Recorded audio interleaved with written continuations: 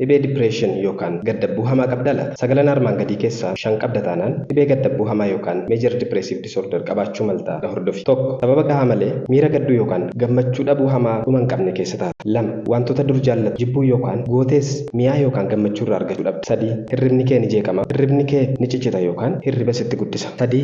Anniisaa dhabda. Kaateewwan hojjechuu dhiisiiti nyaata afaan kee keessa jiru alanfachuuf anniisaa dhabda. 5.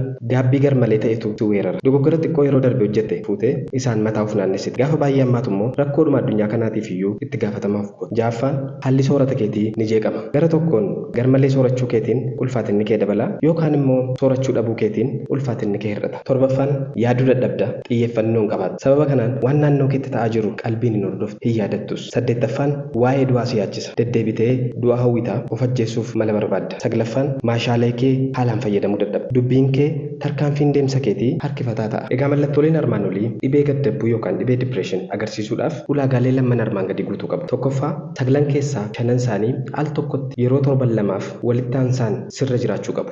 2. Jiraachuun mallattoolee kanaa jiruu idilee kee oomishtummaa kee danquu qabu.